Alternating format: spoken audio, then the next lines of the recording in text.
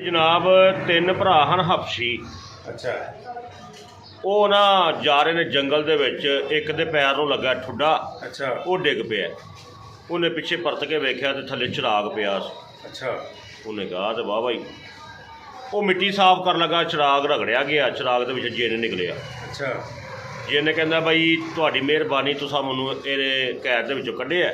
ठीक है ਤੁਸੀਂ ਇੱਕ ਇੱਕ ਖੁਆਇਸ਼ ਆਪਣੀ ਪੂਰੀ ਕਰਾ ਲਓ ਜਿਹੜੀ ਵੀ ਕਰਾਣੀ ਜੀ। अच्छा ਉਹਨਾਂ ਕਿਹਾ ਇੱਕ ਇੱਕ ਖੁਆਇਸ਼ ਹੁਣ ਕਿਹੜੀ ਪੂਰੀ ਕਰਾਈਏ।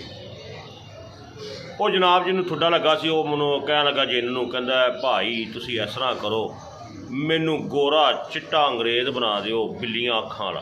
अच्छा ਉਹਨੇ ਪ੍ਰੋਮ ਕੀਤਾ ਜਨਾਬ, ਬਿੱਲੀਆਂ ਅੱਖਾਂ ਤੇ ਗੋਰਾ ਚਿੱਟਾ ਅੰਗਰੇਜ਼ ਬਣ ਗਿਆ। अच्छा ਦੂਸਰੇ ਨੂੰ ਕਹਿੰਦਾ ਦੱਸ ਬਾਈ ਤੂੰ ਕੀ ਚਾਹੁੰਦਾ। ਉਹ ਕਹਿੰਦਾ ਜੀ ਮੈਨੂੰ ਵੀ ਤੁਸੀਂ ਗੋਰਾ ਚਿੱਟਾ ਅੰਗਰੇਜ਼ ਬਣਾ ਦਿਓ, ਪਰ ਅੱਖਾਂ ਮੇਰੀਆਂ ਲਾਲ ਰੰਗ ਦੀਆਂ ਰੱਖਿਆ ਜੀ। ਉਹਨੇ ਪ੍ਰੋਮ ਕੀਤਾ, अच्छा ਉਹ ਵੀ ਬਣ ਗਿਆ। ਉਹ ਤੀਸਰਾ ਜਿਹੜਾ ਭਰਾ ਸੀ ਉਹ ਦੋਵਾਂ ਨੂੰ ਵੇਖੀ ਜਾਵੇ ਹੈਰਾਨ ਹੋ ਕੇ, ਉਹ ਸਭ ਤੋਂ ਛੋਟਾ ਸੀ। अच्छा ਉਹਨੂੰ ਕਹਿੰਦਾ ਹਾਂ ਬਈ ਤੂੰ ਦੱਸ ਇੱਕ ਆਪਣੀ ਆਖਰੀ ਖੁਆਇਸ਼। ਉਹ ਕਹਿੰਦਾ ਰਹਿਣ ਦਿਓ। ਕਹਿੰਦਾ ਨਹੀਂ ਦੱਸਣੀ ਪਏਗੀ ਤੈਨੂੰ। ਉਹ ਕਹਿੰਦਾ ਰਹਿਣ ਦਿਓ ਜਿੰਨ ਸਾਹਿਬ ਤੁਸੀਂ ਜਾਓ। ਉਹ ਕਹਿੰਦਾ ਤੈਨੂੰ ਦੱਸਣੀ ਆ ਤੇ ਮੈਂ ਜਾਣਾ ਹੈ। अच्छा ਕਹਿੰਦਾ ਚਲੋ ਫਿਰ ਮੇਰੀ ਆਖਰੀ ਖੁਆਇਸ਼, ਮੇਰੀ ਜਨਾਬ ਖੁਆਇਸ਼ ਇੱਕੋ ਹੀ ਹੈ ਕਿ ਇਹਨਾਂ ਦੋਵਾਂ ਨੂੰ ਮੇਰੇ ਨਾਲ ਦਾ ਕਰ ਦਿਓ।